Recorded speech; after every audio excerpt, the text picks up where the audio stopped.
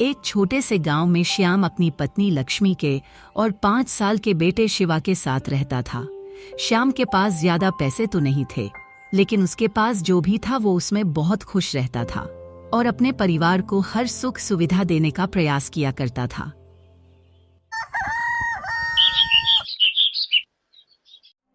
माँ, ये गर्मी तो दिन प्रतिदिन बढ़ती ही जा रही है और मैं आपसे पिछले 3-4 दिनों से कह रहा हूँ कि मेरा ठंडा ठंडा आम का जूस पीने का बहुत मन है। मेरे सभी दोस्त हर रोज 1 गिलास आम का जूस पीते हैं, लेकिन मैंने अभी तक एक भी बार नहीं पिया। माँ, अब तो मुझे भी आम का जूस पिला दो। हाय रे मेरे बेटे, मैं कितनी बुरी हूँ जो तुझे इतने दिनों से इतनी तापती गर्मी में भी ठंडा ठंडा आम का जूस नहीं पिला सकी। लेकिन कोई बात नहीं, तुम मेरे साथ अभी चलो।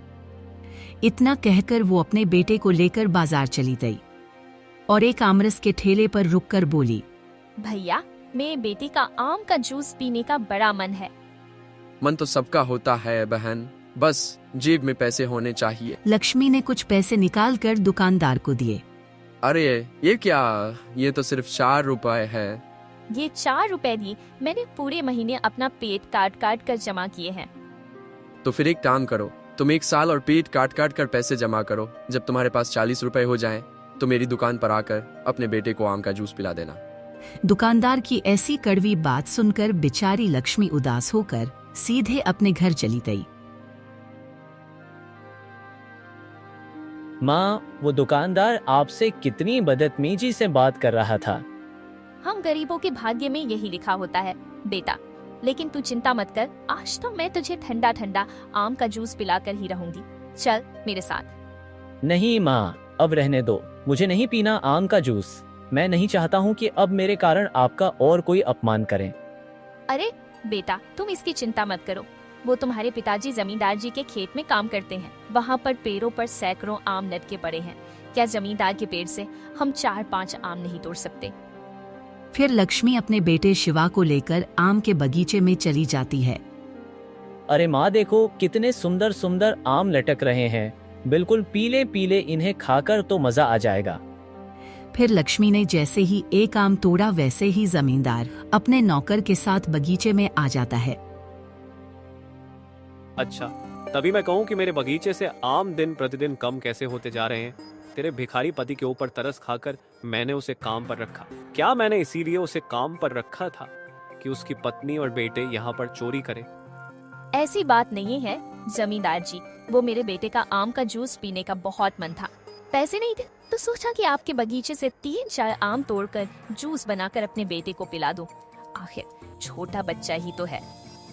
इस तरह तो गांव में सैकड़ों भिखारी बच्चे घूम रहे हैं। तो क्या जमींदार जी को अपने बगीचे के सभी आम भिखारियों को दान कर देने चाहिए तुम्हारे अनुसार? तो तभी जमींदार ने बाहर लक्ष्मी के पति श्याम को बुला लिया और सारी बातें बताते हुए गुस्से में बोला, अब तुम बताओ भाई, तुम्हारी पत्नी और बेटे के साथ क्या किया जाए? तुम जानते हो कि जो मेरे बगीचे से आम तोड़ता है, मैं उसका क्या हाल करता हूँ। मेरी पत्नी चोर नहीं है जमींदार जी, बस वो अपने बेटे का मन रखने के लिए यहाँ तक चली आई। जमींदार जी, इनकी बातों पर ध्यान मत दो और इन्हें जल्दी धक्का मारकर यहाँ से निकल दो। जमींदार ने उन तीनों को बहुत खरी खोटी सुनाई और बगीचे से भगा दिया। वो बेचारे आंखों में आंसू लेकर अपनी झोपड़ी में चले गए। लेकिन अगले दिन सुबह होने पर जमींदार 2 नौकरों के साथ श्याम के घर आदम का। जमींदार जी, कल आपने मुझे, मेरी पत्नी और बेटे को जानवरों की तरह भगा दिया था, तो फिर अब आप यहाँ क्या करने आए हो? देखो भाई, तुम्हारी पत्नी और बेटा पता नहीं मेरे बगीचे से कब से आम चोरी कर रहे होंगे और इस चोरी में तू भी शामिल होगा। तूने मेरा बहुत नुकसान किया है। कृपया करके जमींदार जी, हम पर ऐसा झूठ आरोप मत लगाइए। नुकसान की पूर्ति करने के लिए मुझे तुम्हारी ये झोपड़ी चाहिए, इसीलिए तुम ये झोपड़ी छोड़कर अभी चले जाओ। जमींदार ने अपने दम के बल पर उनके घर में कब्जा कर लिया और उन तीनों को वहां से भगा दिया।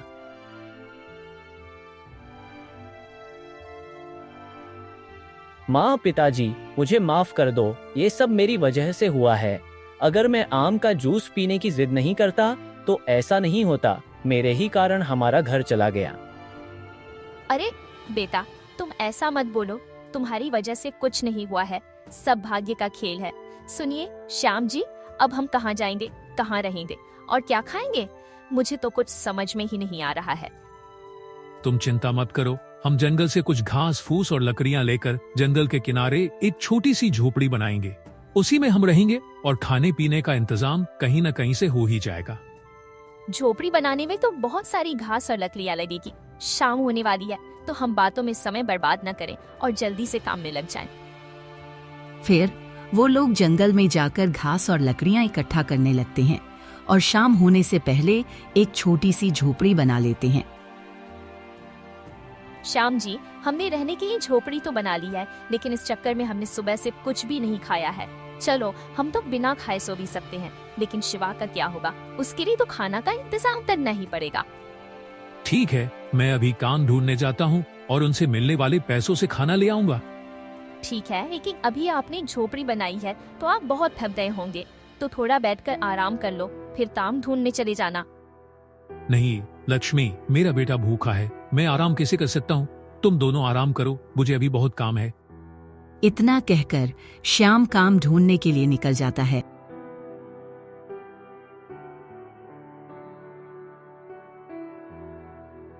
भाई, तुम्हारी दुकान पर कुछ काम मिलेगा क्या? मेरे पास काम तो बहुत है, लेकिन तुम्हें नहीं दे सकता, क्योंकि पूरे गांव में तुम्हें काम देने के लिए जमींदार ने सभी को मना कर दिया है। उन्होंने कहा है कि तुमने उनके बगीचे में चोरी की है। तुम जहां काम करोगे वहां भी चोरी करोगे, इसीलिए जमींदार के डर के कारण तुम्हें पूरे गांव में कोई काम नहीं देगा। तुम चुपचाप अपनी झोपड़ी में जाओ। भाई, मेरी बात का विश्वास करो, मैंने उनके बगीचे में चोरी नहीं की है। कृपया करके मुझे काम दे दो। मेरा बेटा भूखा है, उसने सुबह से कुछ नहीं खाया है। मेरी मजबूरी समझो भाई। वो सब मुझे नहीं पता, मुझे बस इतना पता है कि तुम्हें काम नहीं देना। अब चुपचाप जाओ यहाँ से। दुकानदार की ऐसी बातें सुनकर श्याम चुपचाप अपनी झोपड़ी की ओर निकल जाता है।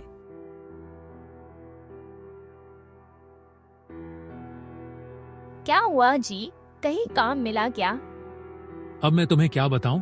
एक तो जमींदार ने हमारा घर हमसे छीन लिया, ऊपर से पूरे गांव में मुझे काम देने से मना कर दिया। जमींदार के कारण अब मुझे कहीं काम नहीं मिलेगा। मुझे कुछ भी समझ में नहीं आ रहा। आखिर मैं क्या करूं, कहां जाऊं? अपने बेटे को मैं भूखा नहीं देख सकता। अच्छा, ऐसी बात है, कोई आपके गांव में काम नहीं दे रहा, तो आप एक काम कीजिए, आप अपना ही कोई काम शुरू कर दो। अपना काम शुरू करने में बहुत पैसे लगते हैं और अभी हमारे पास एक फूटी कौड़ी भी नहीं है, तो ऐसे में हम अपना काम कैसे शुरू कर सकते हैं? आप एक काम कीजिए, जंगल से लकड़ियां काटकर उनको गांव में बेचना शुरू कर दीजिए। इससे जो भी थोड़ी बहुत कमाई होगी, हम उसी से अपना घर खर्च चला लेंगे। हाँ, ये बात मेरे दिमाग में पहले क्यों नहीं आई? तुम बिल्कुल सही कह रही हो। मैं कल से ही इस काम में लग जाता हूँ। फिर सुबह होने पर श्याम लकड़ियां काटने के लिए जंगल में चला जाता है और थोड़ी बहुत लकड़ियां काटकर उन्हें गांव में बेचने लगता है और कुछ ही देर में उसकी सारी लकड़ियां बिक भी जाती हैं। मैंने तो सोचा भी नहीं था कि पहले ही दिन में मेरी इतनी अच्छी कमाई हो जाएगी। सब भगवान की कृपा है। चलो, अब मैं राशन लेकर घर चलता हूँ। ऐसा सोचकर श्याम दुकान से कुछ राशन लेकर अपनी झोपड़ी में चला जाता है।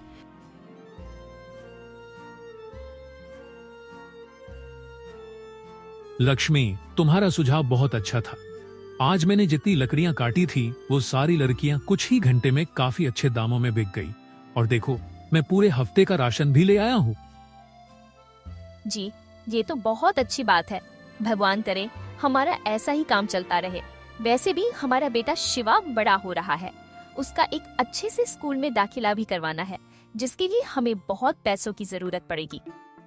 अरे, तुम पैसों की चिंता मत करो। आज मैंने कम लकड़ियां काटी तो इतनी अच्छी कमाई हुई, तो कल से मैं ज्यादा लकड़ियां काटूंगा तो पैसे भी ज्यादा आएंगे और बाकी सब भगवान संभाल लेंगे। भगवान करे आपकी सब बात सच हो जाए। अच्छा ठीक है, लाइए राशन मुझे दीजिए, मैं जल्दी से गर्मा गर्म दाल चावल बना देती हूँ। आपको बहुत भूख लगी होगी। फिर कुछ ही देर में लक्ष्मी भोजन बना देती है और उनका परिवार भोजन खाने के लिए बैठ जाता है। माँ, आज खाना तो बहुत अच्छा बना है। कितने दिन हो गए थे इतना अच्छा खाना नहीं खाया था। खाना खाने में तो सच में बहुत मजा आ रहा है। हाँ हाँ बेटा, खाओ, मजे से खाओ, पेट भरकर खाओ। अब तो तुम्हें रोज ऐसा ही खाना खाने को मिलेगा। ऐसे ही वो लोग खाना खाकर सो जाते हैं। फिर अगले दिन से श्याम जंगल से दोगुनी लकड़ियां काटकर गांव में बेचने लगता है, जिससे उसकी दोगुनी कमाई होती है और कुछ ही दिनों में वो अपने बेटे का दाखिला एक अच्छे से स्कूल में करवा देता है।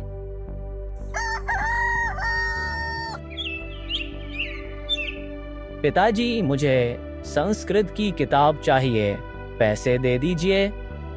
ठीक है बेटा, बताओ कितने की आएगी? ज्यादा महंगी या नहीं है? 50 रुपए की है। ये लो 50 रुपए और संभाल कर जाना। फिर वो शिवा को पैसे दे देता है। पैसे लेकर शिवा दुकान की ओर निकल जाता है। शिवा थोड़े आगे निकला ही था, तभी पीछे से उसे एक कार टक्कर मार देती है। टक्कर खाकर शिवा गिर जाता है और उसे गंभीर चोटें आ जाती हैं। जब ये बात लक्ष्मी और श्याम को पता चलती है तो वो दोनों घबरा जाते हैं और शिवा को अस्पताल ले जाते हैं। तुम्हारे बेटे को किसी भारी चीज ने बहुत तेज कुचला है, जिससे उसकी रीढ़ की और हाथ पैरों की हड्डियां टूट गई हैं। ऑपरेशन करने में 80,000 रुपए का खर्च आएगा। ये सुनकर उन दोनों पति पत्नी के पैरों तले जमीन खिसक जाती है। बाप रे, डॉक्टर जी, इतने सारे पैसे कुछ कम नहीं हो सकते हैं क्या? देखो भाई, छोटी मोटी चोट होती तो मैं कम कर भी लेता, लेकिन तुम्हारे बेटे का तो ऑपरेशन होना है, उसमें एक भी रुपया कम नहीं हो सकता। तुम्हारे पास शाम तक का समय है। अगर तुमने पैसे जमा कर दिए तो तुम्हारे बेटे का ऑपरेशन हो जाएगा। श्याम जी, ये क्या हो गया हमारे साथ? हम आज शाम तक 80,000 रुपए कहाँ से लाएंगे? लक्ष्मी, मैं पूरी तरह से टूट चुका हूँ। मेरे दिमाग में काम करना बंद कर दिया है। मुझे कुछ भी समझ नहीं आ रहा है। मैं पूरी तरह से हिम्मत हार चुका हूँ। इतना बड़ा झटका तो मुझे तब भी नहीं लगा था जब जमींदार ने हमारा घर छीन लिया था, क्योंकि उस समय मेरा परिवार मेरे साथ था। लेकिन अब मैं क्या करूं? हमारा प्राणों से भी प्यारा बेटा हमारे पास नहीं है, और अगर शाम तक पैसों का इंतजाम नहीं हुआ तो हो सकता है कि हम उसे खो दे। जी, शुभ शुभ बोलिए, ऐसा कुछ नहीं होगा। भगवान पर भरोसा रखिए। मैं कह रही हूँ कि आप एक बार अपने गांव के मुखिया जी के पास जाकर देखिए। हो सकता है कि वो हम पर दया खाकर हमारी कुछ सहायता कर दे। लक्ष्मी की बात मानकर श्याम तुरंत मुखिया के घर की ओर निकल जाता है।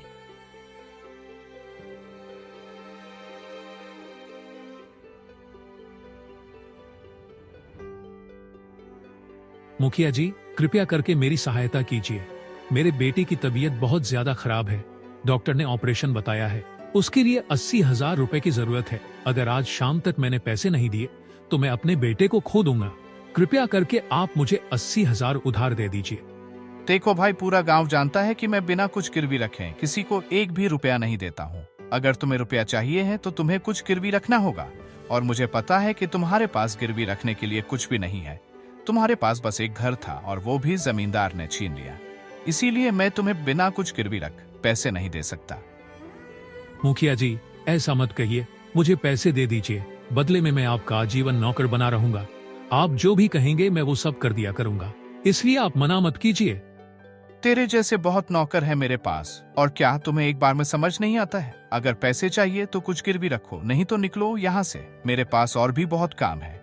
मुखिया की ऐसी बात सुनकर वो बहुत ज्यादा दुखी हो जाता है और बिना कुछ बोले वहाँ से सीधे अपने झोपड़ी में आ जाता है। श्याम जी, क्या हुआ? मुखिया जी ने पैसे दिए क्या? नहीं ली। लक्ष्मी मुखिया जी ने पैसे देने से साफ साफ मना कर दिया है। उन्होंने कहा कि अगर पैसे चाहिए तो कुछ गिरवी रखो, और हमारे पास तो गिरवी रखने के लिए कुछ है ही नहीं। अब हम क्या करेंगे? पैसों का इंतजाम कहाँ से करेंगे? मुझे तो कुछ भी समझ में नहीं आ रहा है। भगवान, अब आप ही कुछ रास्ता दिखाओ। वो दोनों बातें कर ही रहे थे, तभी उनकी झोपड़ी के बाहर से एक आवाज आती है। श्याम, क्या तुम घर पर हो? जल्दी बाहर आओ। अरे श्याम भाई, मुझे पहचाना या भूल गए? मैं तुम्हारे बचपन का दोस्त विष्णु हूँ। नहीं विष्णु, मैं तुम्हें कैसे भूल सकता हूँ। आओ अंदर चलो। बाहर खड़ी क्यों हो? अरे श्याम, क्या हुआ? तुम इतने दुखी क्यों दिखाई दे रहे हो? मैंने आज से पहले तुम्हें इतना दुखी कभी नहीं देखा। और तुम्हारे पुराने घर का क्या हुआ? जंगल में झोपड़ी बनाकर क्यों रहने लगे? विष्णु, अब मैं तुम्हें क्या बताऊं। पहले तो जमींदार ने चोरी का झूठा आरोप लगाया और जब उसका मन नहीं भरा तो मेरा घर भी छीन लिया। यहाँ पर मैंने जैसे तैसे झोपड़ी बनाकर रहना शुरू किया और लकड़ियां बेचकर अपना 2 वक्त की रोटी कमाना शुरू किया। तो मेरे बेटे का एक्सीडेंट हो गया जिसमें उसके रीढ़ की और हाथ पैर की हड्डियां टूट गई हैं और डॉक्टर ने ऑपरेशन बताया है जिसमें 80,000 रुपया लगेंगे। और अगर शाम तक मैंने पैसे जमा नहीं किया तो हो सकता है कि मैं अपने बेटे को फिर कभी ना देख पाऊं। मैंने सब जगह से पैसे मांग कर देख लिया है, गांव के मुखिया के पास भी गया था, लेकिन किसी ने मेरी सहायता नहीं की। मैं पूरी तरह से टूट चुका हूं भाई। अरे भाई, तुम्हारे ऊपर तो सच में संकट का पहाड़ टूट पड़ा है, लेकिन अब तुम चिंता मत करो। तुम्हारे बेटे का इलाज में जितने भी पैसे लगेंगे मैं लगाऊंगा। चलो तुम मेरे साथ अस्पताल चलो, बातों में समय बर्बाद मत करो। फिर विष्णु और श्याम अस्पताल चले जाते हैं और विष्णु डॉक्टर को 80,000 रुपए दे देता है। डॉक्टर शिवा का ऑपरेशन कर देता है और कुछ ही दिनों में शिवा पूरी तरह से ठीक हो जाता है। विष्णु मेरे भाई, तुम्हारा धन्यवाद। मैं कैसे करूं, मुझे कुछ समझ नहीं आ रहा। तुमने अपने बचपन की दोस्ती निभा दी मेरे भाई। अगर आज तुम नहीं होते तो शायद मेरा बेटा मेरे पास नहीं होता। भाई दिल से धन्यवाद, धन्यवाद, धन्यवाद। अरे भाई, दोस्त भी कहते हो और धन्यवाद भी देते हो। दोस्ती में कोई धन्यवाद नहीं होता है। धन्यवाद कहकर मुझे शर्मिंदा मत करो। और हाँ मेरे भाई, अब से तुम्हें जंगल में लकड़ियां काटने की भी कोई जरूरत नहीं है, क्योंकि तुम तो जानते ही हो मेरे शहर में कितनी फैक्ट्रियां चलती है और गांव में भी मेरे 4-5 खेत ऐसे ही धरे हुए हैं। मैं शहर में रहता हूँ, इसीलिए उन खेतों पर ध्यान ही नहीं दे पाता हूँ। तो भाई मैं चाहता हूँ कि अब से तुम गांव के किनारे वाले खेत में खेती किया करो और जो भी फसल आए उस फसल ने मुझे केवल 2 बोरियां अनाज दे दिया करो, बाकी का तुम रख लिया करो। नहीं भैया, इसकी कोई जरूरत नहीं है।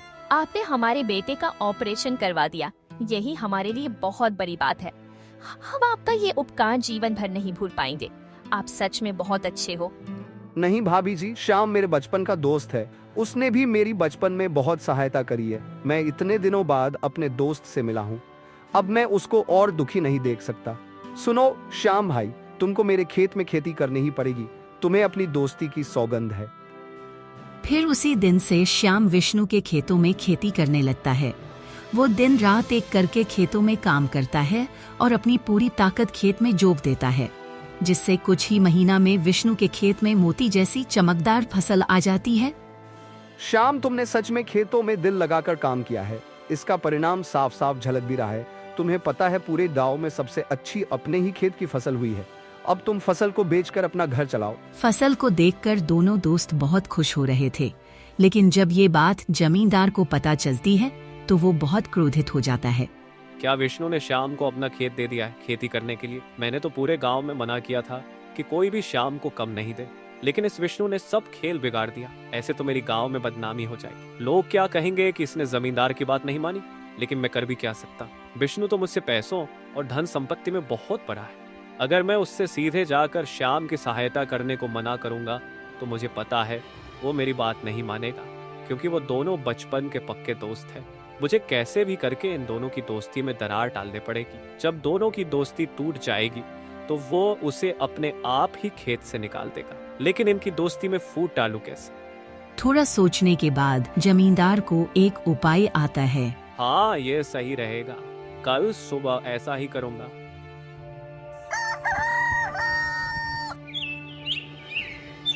फिर अगले दिन जब श्याम विष्णु के लिए भोजन लेकर जा रहा था तो जमींदार उसे रास्ते में रोक लेता है। श्याम भाई, कैसे हो?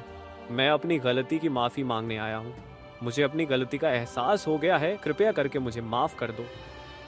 जमींदार जी, आपको अपनी गलती का एहसास हो गया, मेरे लिए ही बहुत है। इसीलिए आप मुझसे माफी मत मांगिए। नहीं श्याम भाई, मैं ऐसे नहीं मानूंगा कि तुमने मुझे माफ किया है। पहले तुम मेरे घर पर चलो, मैंने तुम्हारे लिए शहर से स्पेशल मिठाई मंगवाई है।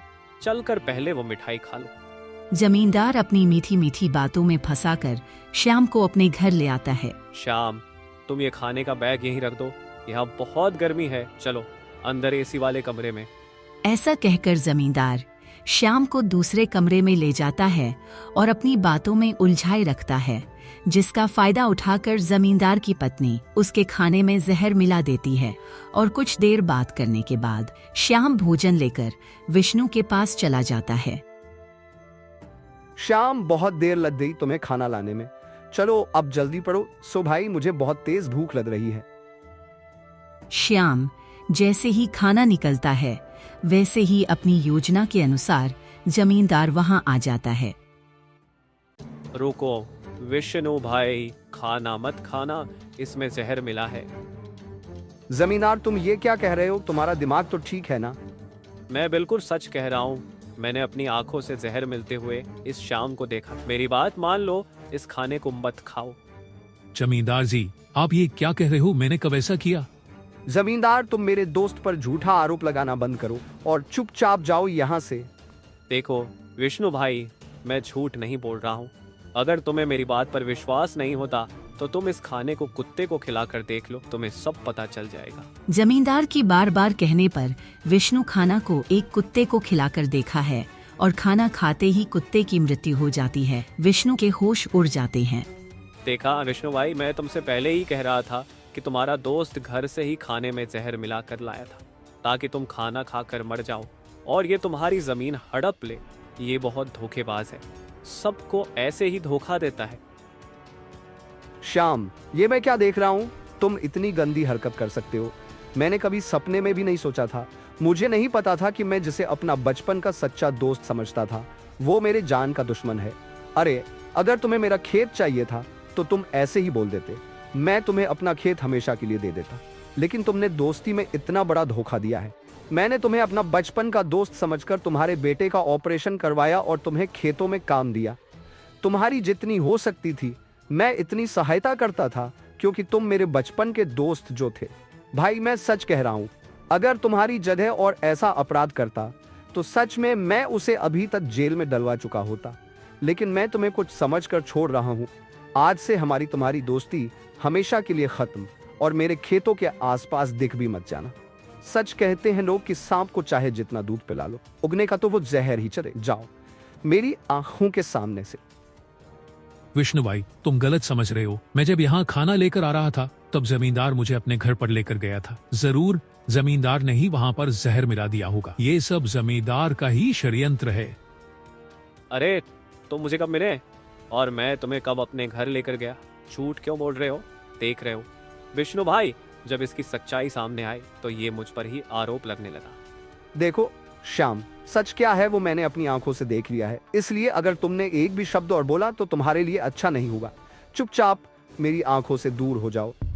विष्णु की ऐसी बातें सुनकर उसे बहुत बड़ा धक्का लगता है और वो दुखी होकर अपनी झोपड़ी में चला जाता है।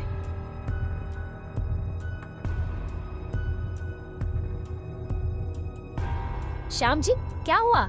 आज आप इतनी जल्दी खेतों से क्यों आ गए और इतने दुखी भी लग रहे हो? आखिर बात क्या है? फिर श्याम लक्ष्मी को सारी बातें बता देता है। हे राम, जमींदार ने तो बहुत जटिल षड्यंत्र किया है जिसमें हमारे भोले भाले विष्णु भैया फंस गए। सुनिए जी, इसमें विष्णु भैया की कोई गलती नहीं है। उन्होंने तो जब हमें सहारा दिया तब हमारा कोई नहीं था। हम उनका ये उपकार जीवन भर नहीं भूल पाएंगे। हाँ, तुमने सच कहा। मैं कल से अपना लकड़ियां काटने वाला काम फिर से शुरू कर दूंगा।